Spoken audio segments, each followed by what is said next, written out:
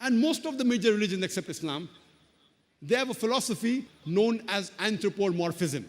That Almighty God, He takes the form of a human being. He becomes a human being. It is known as anthropomorphism, except Islam. Most of the major religions believe that Almighty God became a human being once. Some believe He became a human being many times. And when you ask these people, they have a very good logic. That Almighty God, He's so pure, He's so holy, He does not know the shortcomings of the human beings. He does not know the difficulties of the human being. He's so pure, He does not know the feelings of the human beings. So Almighty God, so pure, so pious, so holy, He became a human being and He came in this world to know what is good or what is bad for the human being, so that He could set the rules for the human being.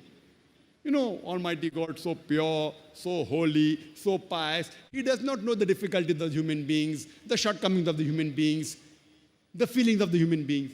So He became a human being to set the rules for the human being, the do's and don'ts. On the face of it, it sounds like a very good logic. But I tell these people that suppose I manufacture a tape recorder. I create a tape recorder. Do I have to become a tape recorder to know what is good or what is bad for the tape recorder? I write an instruction manual that if you want to play the audio cassette, insert the audio cassette and press the play button. If you want to fast forward, press the FF button.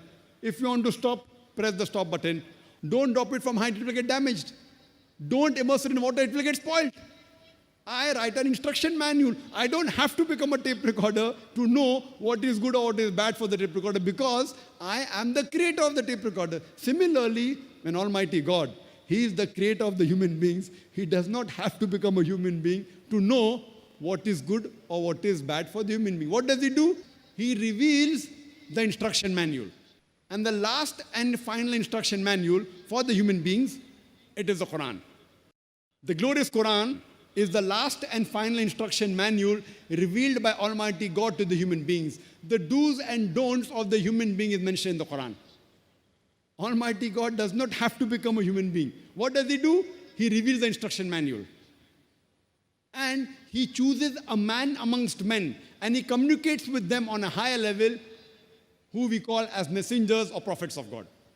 He does not have to come down on this earth and become a human being to know what is good or what is bad for the human being. He is the creator. He reveals the instruction manual.